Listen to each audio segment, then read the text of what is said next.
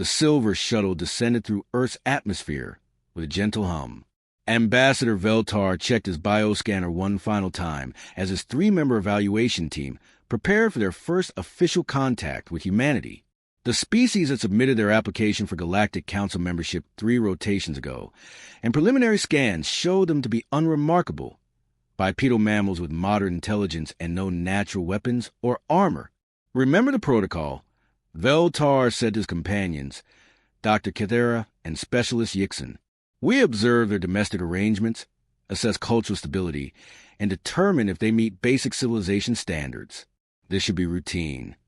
The shuttle landed in what humans called a suburban neighborhood. Neat rows of identical dwellings stretched in every direction, with small patches of cultivated green spaces. It appeared organized and peaceful. Veltar felt confident this evaluation would conclude quickly. They approached the first dwelling, a simple structure with transparent panels and a barrier that appeared decorative rather than defensive. Before Veltar could activate his communication device, the barrier swung open. Hello, you must be the visitors from space. A tall human male appeared, his mouth stretched wide in what their cultural briefings had identified as a friendly expression. I'm Teho. My family has been so excited to meet you. Veltar activated his universal translator and responded formally. Greetings. I am Ambassador Veltar of the Zephyrian Empire. We are here to conduct a standard evaluation of your species for potential council membership. Wonderful. Please come in and meet everyone. Teho stepped aside, gesturing for them to enter. The interior was warm and filled with soft furnishings. A female human approached, slightly smaller than Teho, but moving with similar friendliness. I'm Mina, she said. Welcome to our home. Would you like something to drink? 2 smaller humans peered around Mina's legs, their large eyes fixed on the alien visitors with obvious curiosity rather than fear. Dr. Kethera noted this positively in her evaluation pad. Species that taught their young to be welcoming to strangers typically scored well in diplomatic assessments. Thank you for your hospitality, Veltar replied. We would like to observe your family structure and daily routines, if that is acceptable. Of course. Let me introduce everyone. Mina turned toward the interior of the dwelling. Kids, come say hello. The smaller humans stepped forward shyly. This is our son Junho, he's 8, and our daughter Nari, she's 6. Veltar was making positive notes about human child-rearing practices when a sound from deeper in the dwelling made all 3 aliens freeze. A low, rumbling noise echoed through the space, something between a growl and a bark. Oh, and you have to meet the rest of our family, Teo said cheerfully, apparently oblivious to his guest's sudden tension. The sound grew louder, accompanied by heavy footsteps. Veltar's bioscanner began emitting warning chirps as something large approached from around a corner. Buddy, come here, boy. Mina called out in a sing-song voice. What appeared next caused all 3 evaluation team members to step backward in alarm. A massive 4-legged creature bounded into the room, easily weighing as much as an adult Zephyrian. Its mouth hung open, revealing rows of sharp teeth designed for tearing flesh. Powerful muscles rippled beneath its fur-covered body as it moved with predatory grace. Veltar's scanner shrieked urgent warnings. Apex predator detected. Threat level, extreme. Recommend immediate evacuation. This is Buddy, Mina said warmly, reaching down to scratch the creature behind its pointed ears. He's our dog. Say hello, Buddy. The predator's mouth opened wider, its tongue hanging out as it approached the terrified aliens. Its tail moved in rapid back-and-forth motions that the scanner interpreted as aggressive threat displays. Friendly creature, Teho added with obvious affection. He loves meeting new people. Dr. Kethera's mandibles clicked frantically as she tried to process what she was seeing. The humans were not just tolerating the presence of an apex predator. They were displaying clear emotional attachment to it. The children showed no fear whatsoever, and the smaller human female was actually touching the creature voluntarily. Don't be shy, little Nari said to the aliens. Buddy won't hurt you. He's very gentle. The creature moved closer, and Specialist Yixon nearly activated his emergency beacon.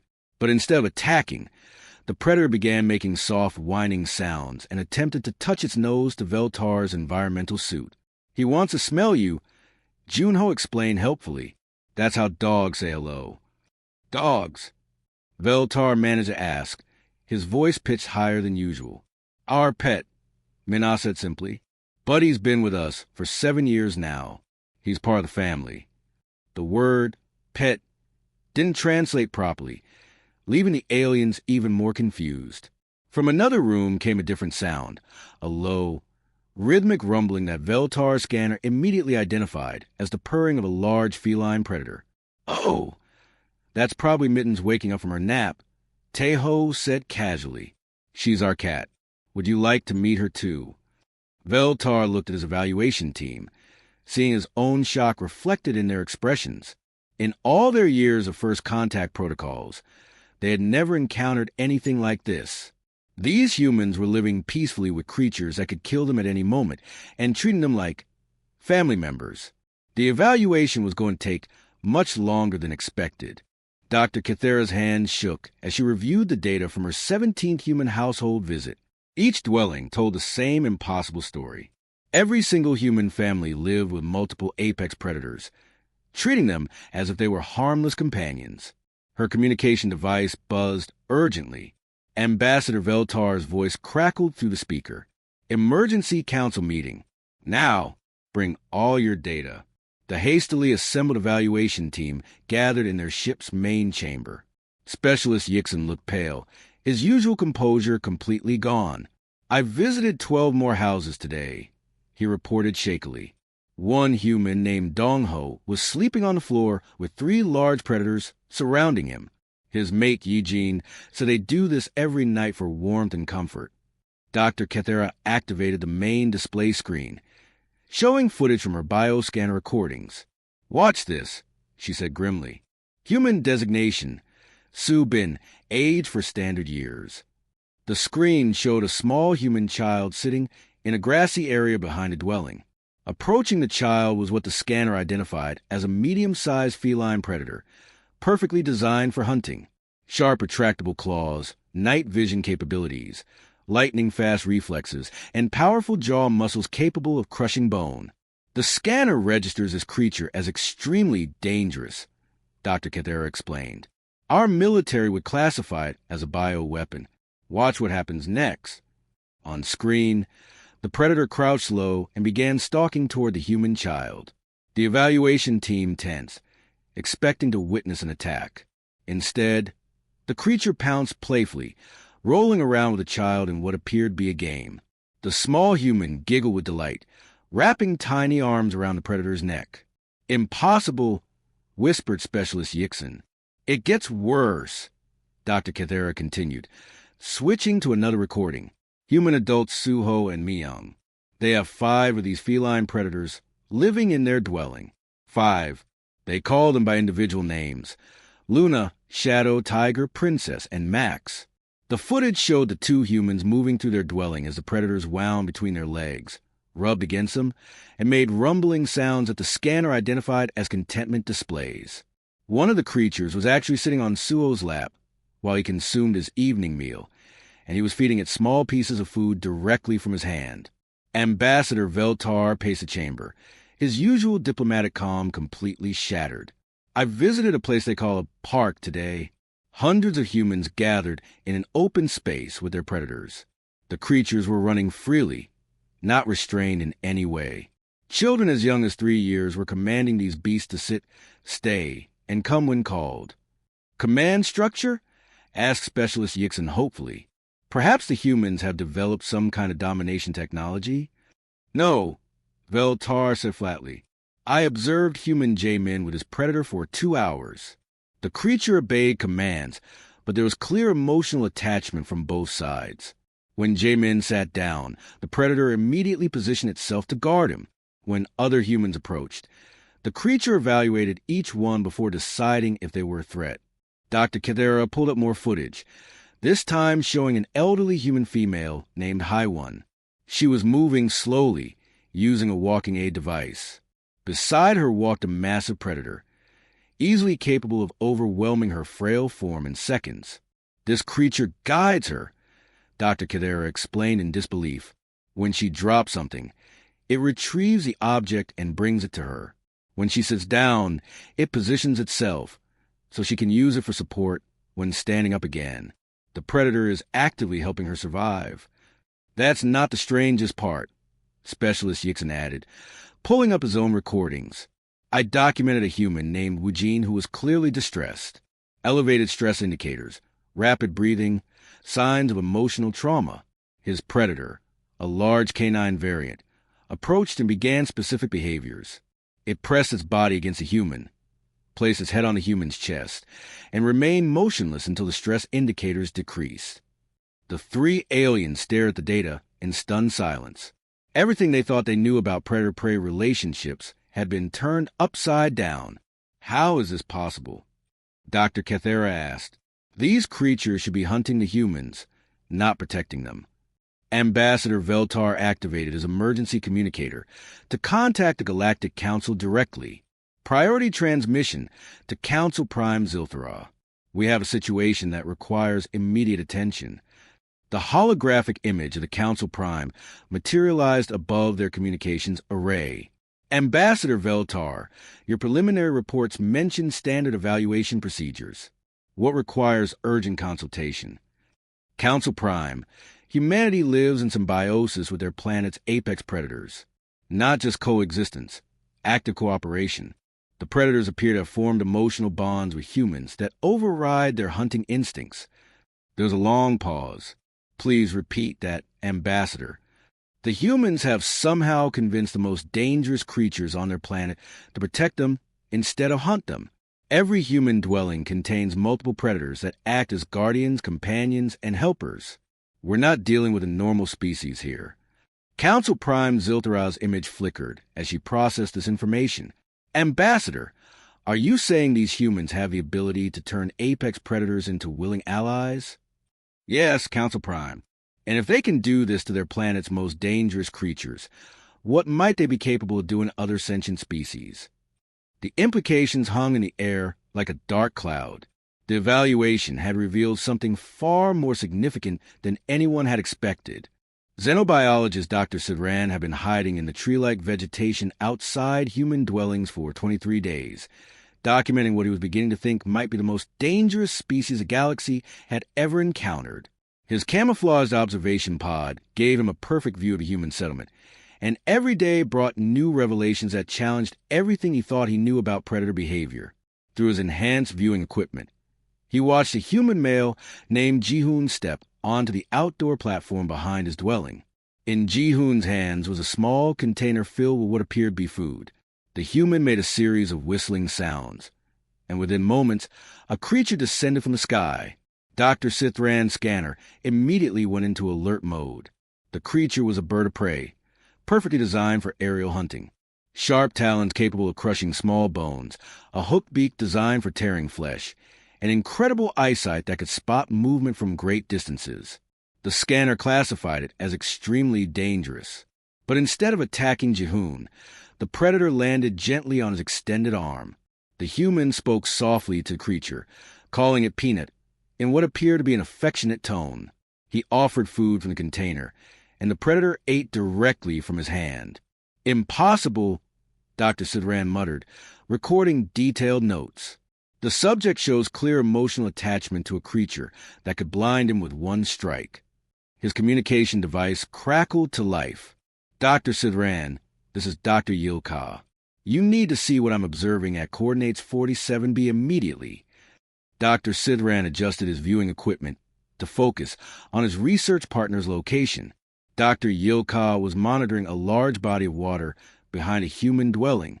At first, Dr. Sidran saw nothing unusual. Then a human female named Haiwan emerged from the dwelling, removed her clothing, and walked directly toward the water. Dr. Yilka, are you documenting standard human bathing behavior? Dr. Sidran asked through his communicator. Keep watching, came the tense reply. As Haiwan entered the water, several shapes moved beneath the surface. Dr. Sithran adjusted his scanner and nearly fell from his observation post. Multiple aquatic predators were circling the human female. Sleek, powerful creatures with sharp teeth and hunting instincts honed over millions of years of evolution. She's swimming with them. Dr. Yilka's voice was filled with disbelief. The predators are approaching her, but instead of attacking, they're playing. Dr. Sithran watched in amazement as High One moved through the water while the predators swam alongside her. One of them brought her a floating object, which she threw for the creature to retrieve. Another swam beneath her, allowing her to hold onto its dorsal fin for assistance. These aren't wild predators, Dr. Sithran realized. The humans have somehow domesticated aquatic hunters. His attention was drawn back to his own observation area as another human emerged from a nearby dwelling. This male, identified as Wujin, appeared to be in distress. His body language showed signs of fatigue and emotional strain. He sat down on a platform outside his dwelling and put his head in his hands. Within moments, a large four-legged predator approached. Dr. Sithran recognized it as one of the canine variants they had observed before. Powerful jaws, pack-hunting instincts, and a size to easily overpower a human. But instead of attacking the vulnerable human, the creature did something that made Dr. Sithran question his understanding of basic biology. The predator approached Wu Jin slowly and gently placed its massive head on the human's lap.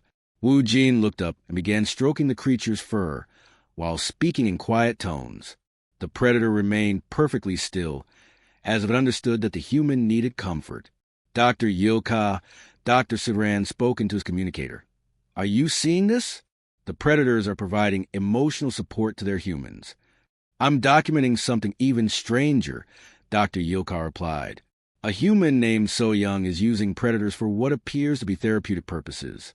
She has mobility difficulties. An especially trained canine predator is helping her move around. The creature brings her objects, opens barriers, and even activates communication devices when commanded." Dr. Sithran shifted his viewing equipment to observe So Young's dwelling. The human female moved slowly with the aid of a mechanical device, while a large predator walked beside her with perfect discipline. When So Young dropped something, the creature immediately retrieved it. When she approached the closed barrier, the predator used its mouth to activate the opening mechanism. "The predators have been modified behaviorally," Dr. Sithran noted, "but there's no evidence of technological control devices. The modifications appear to be psychological." Over the following hours, Dr. Sithran documented human after human engaging in similar behaviors. A male named Minho had trained aerial predators to bring him small objects on command. A female named Unji kept multiple small mammals that his scanner identified as efficient rodent hunters, yet they lived peacefully in her dwelling without hunting anything. Perhaps most shocking of all, Dr. Sithran observed a human child named Yi Jun sleeping peacefully while surrounded by 3 different species of predators. The creatures had positioned themselves as guards around the sleeping child, alert to any potential threats, but completely gentle with the vulnerable human. Dr. Yilka, Dr. Sithran said finally, "We need to contact the Research Council immediately. These humans haven't just survived alongside their planet's predators. They created a completely new form of interspecies relationship based on mutual benefit and emotional attachment. What do we call it?" Dr. Yilka asked. Dr. Sithran thought for a moment, watching as Wujin continued to receive comfort from his predator companion. "I think the humans have a word for it. They call it love." The emergency session of the Galactic Council had been running for 8 hours without a break. The massive chamber buzzed with nervous energy as representatives from 47 different species debated what to do about humanity. Council Prime Zilthra sat at the center of the circular hall, reviewing the evaluation reports for the 3rd time while heated discussions erupted around her. Representative Morthal of the Crystalline Collective stood at his speaking platform, his crystalline body glowing red with agitation. "These humans are more dangerous than the Destroyer Wars," he declared, his voice echoing through the chamber. "Any species that can control apex predators through mental manipulation could easily dominate every civilization in the galaxy." "It's not mental control," Dr. Kadera interrupted from the research section. She activated the main display, showing footage of humans interacting with their predator companions. "We've studied their methods extensively. The humans raise these creatures from birth, forming emotional bonds that override natural hunting instincts. Representative Korth of the Hive Minds buzzed anxiously, his thousands of voices speaking in unison. Emotional bonds that can turn killers into protectors?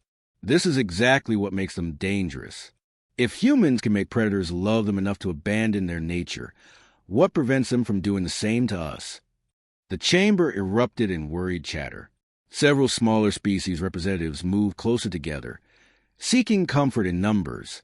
The warrior race of Thakmor began discussing defensive strategies in their guttural language. Council Prime Zilthara activated her authority speaker, and silence fell across the hall. Dr. Kethera, please present your findings about human bonding capabilities. Dr. Kethera stepped forward, her datapad glowing with recorded observations. We documented a human named Jinwoo, who formed a bond with a predator that was injured and abandoned. The creature should have died, but Jinwoo provided care, food, and medical attention for months. When the predator recovered, instead of leaving or attacking its caretaker, it chose to remain with Jinwoo permanently. She switched the display to show footage of Jinwoo and a large canine predator working together in perfect coordination.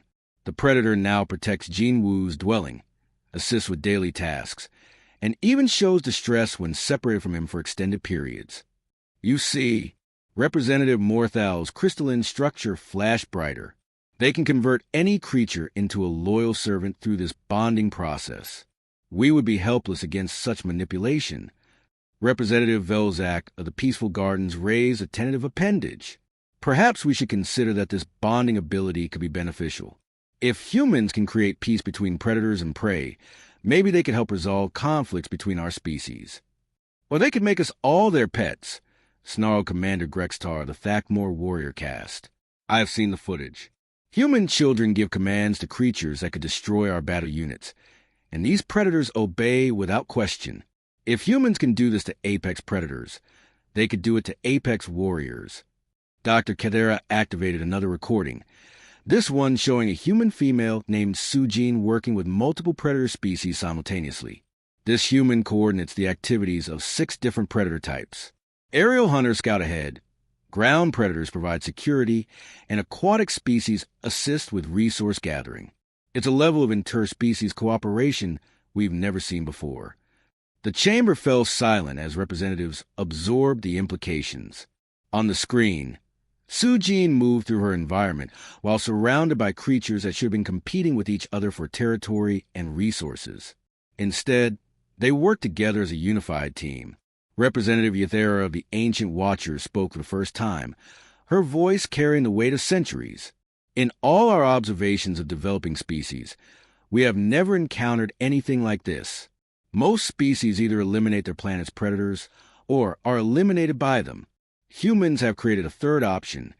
A dangerous option, Representative Korth buzzed nervously.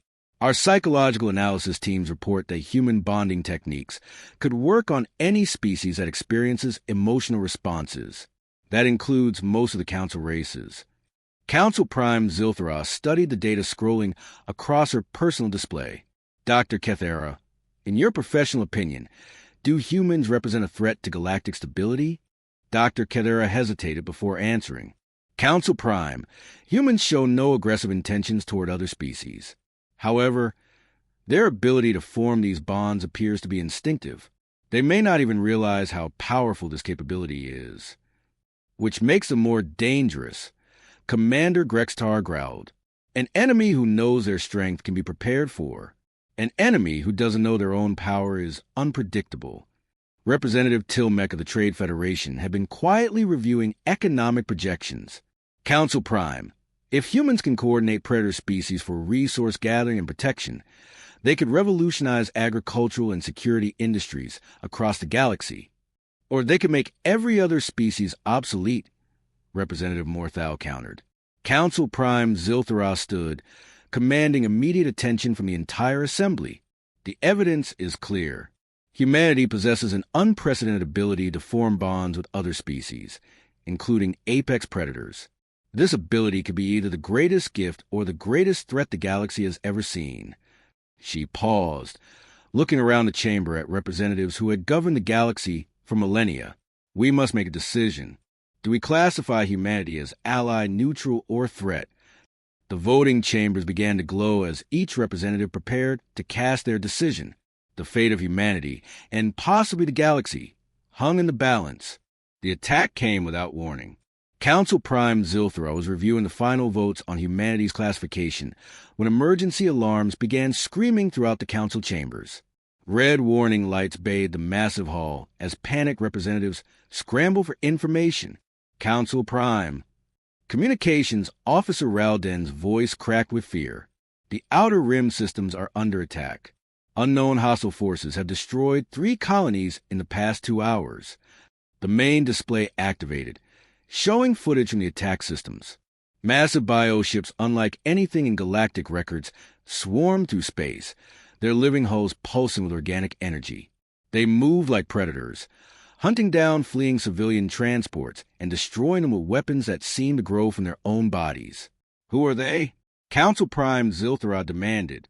The Vrakthari Empire, reported intelligence analyst Kixmora. They've been hiding beyond the galactic rim for centuries, building these bioships. Our weapons are useless against them. Every time we fire, the ships adapt and become immune to that weapon type. Representative Morthal's crystalline body had turned pale blue with fear. How many ships? Thousands, maybe tens of thousands. They're moving toward the core systems. At their current speed, they'll reach the Council homeworld in 6 days. The chamber erupted in chaos. Representatives shouted orders in dozens of languages, while others activated emergency evacuation protocols. The mighty Galactic Council, which had maintained peace for over 2,000 years, was facing complete destruction. Council Prime. Came a calm voice through the communication system. This is Captain Sung-Ho of the Earth Defense Fleet. We received your distress signal. Every representative in the chamber turned toward the speakers. Earth? The humans whose classification they had been debating moments before? Captain Sung-Ho. Council Prime Zilthra responded quickly. We appreciate your concern, but this is beyond any single species' capability. The Vrakthari bioships adapt to counter any technology we use against them. We understand, Council Prime. We're not bringing technology. The display screen shifted to show the approaching human fleet. Their ships were smaller than Council vessels, less advanced in obvious ways. But as the cameras focused closer, gasps echoed throughout the chamber. Each human ship's cargo bays were opening, revealing not weapons or soldiers, but hundreds of the predators the evaluation team had documented.